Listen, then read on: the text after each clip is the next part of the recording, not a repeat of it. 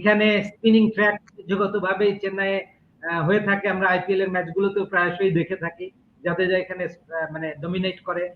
তো ইন্ডিয়া তাদের pace department বলুন, স্পিন ডিপার্টমেন্ট বলুন, ভেরিয়েশনস যেমন আছে, এক্সপেরিয়েন্স আছে, এবং মোস্ট ইম্পর্টেন্টলি তিনজন স্পিনারের তিনজনেই কিন্তু স্পিনিং অলরাউন্ডার, তারা Ashwin, Jadeja as well as অক্ষর। তো আমরা কি দেখবো, দুজন পেসারের সাথে তিনজন স্পিনারের কম্বিনেশন ইন্ডিয়ান টিমে দেখবো? সেক্ষেত্রে কি বাংলাদেশও similar kind of attack spin পেসের ভারসাম্য নিয়ে নামবে? আমরা কি দুজন পেসার নাকি তিনজন পেসার থিওরিতে যাব, যেটা রাওয়ালপিন্ডিতে লাস্ট টেস্টে খেলেছিলাম? টিমের কম্বিনেশনটা কেমন হতে পারে আপনার কি মনে হয় এই দুজনের আলোচনা শোনার পর? নিখিল দা। আলফাস একটু আগে জানিয়েছে, আমরা কিন্তু এই চিপকের মাঠে ছিলাম 2011-তে। এই মাঠে আমরা খেলা দেখেছি এবং আমরা ধারা বর্ণনাও দিয়েছি।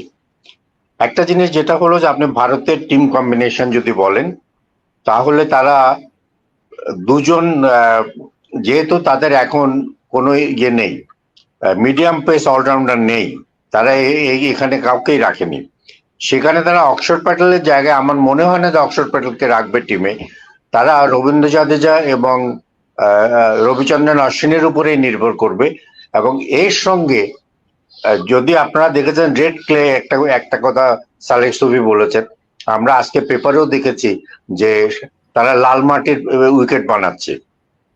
এবং এখানে এটার একমাত্র কারণ হতে পারে তারা খুব সম্ভবত কুলদীপ যাদবকে এখানে খেলাবে এবং তিনজন স্পিনার যদি খেলায় তাহলে স্বাভাবিকভাবে তাদের একজন পেসারকে বাদ দিতে হবে।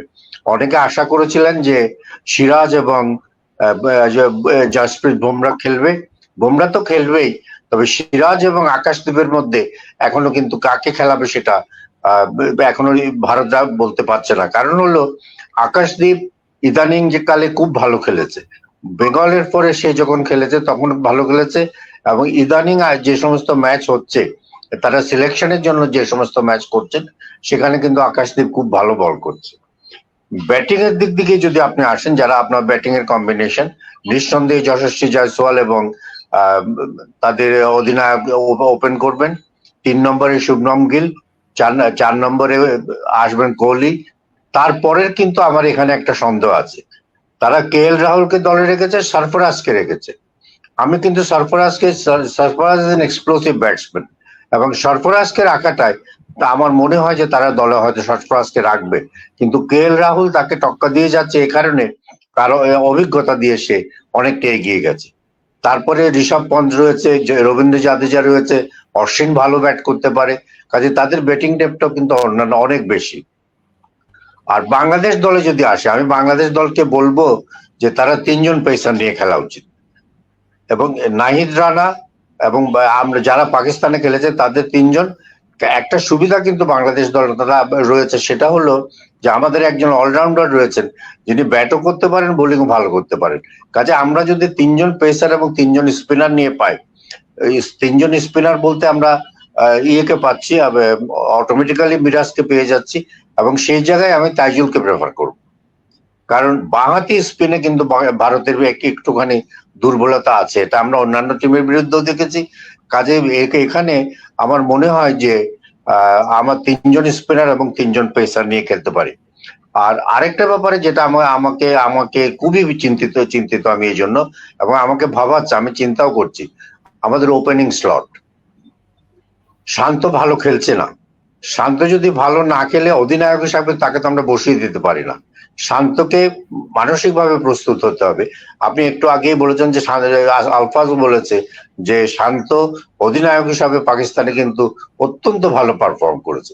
এটা নিঃসন্দেহে, বিশেষ করে যেই টেস্টে আমরা প্রথমে 26 রানে 6 উইকেট হারালাম এবং পরে গিয়ে আমরা রিকভার করে টেস্ট জিতলাম, সেখানে দ্বিতীয় ইনিংসে শান্তর বোলিং চেঞ্জ, এটা কিন্তু নিঃসন্দেহে প্রশংসার দাবি রাখে। কাজে এগুলি সব মিলে যেটা আমার মনে হচ্ছে যে আপনি যদি পার্সেন্টেজ হিসাবে বলেন, আমি বলবো it's a 50-50 match this time. কারণ আগে যেরকম আমরা বলতাম যে 70-30 ইন ফেভার অফ ইন্ডিয়া, আমরা কিন্তু এবার সেটা বলবো না। আমরা বলবো যে দিস ইজ এ 50-50 ম্যাচ, দুই দলেই সমান আছে। এবং ভারত যে চিন্তিত সেটা বোঝা যাচ্ছে তাদের টিম সিলেকশন নিয়ে। কেননা তাদের টিম সিলেকশনে তারা কিন্তু কোনো রকম ঝুঁকি নেয়নি, যদিও তারা সরফরাজকে নিয়েছে, আরো দু একজন নতুন প্লেয়ার নিয়েছে, কিন্তু প্রথম ফার্স্ট 11-এ তারা সরফরাজকে রাখবে কিনা।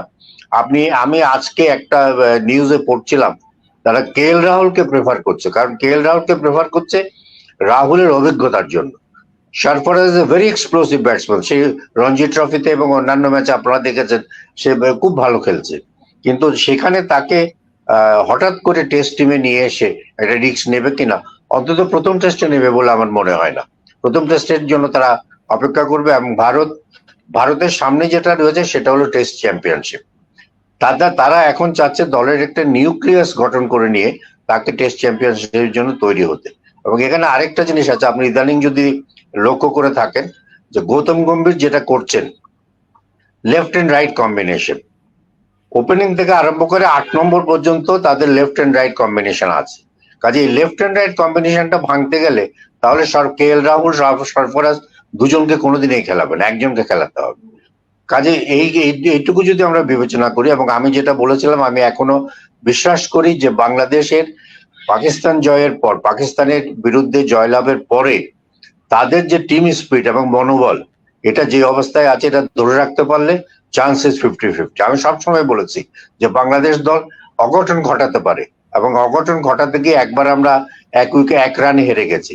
এবার কিন্তু আমরা ওই 1 রানে আর হারতে চাই না, আমরা চাই যে ওই 1 রান করে আমরা জিতে আসতে।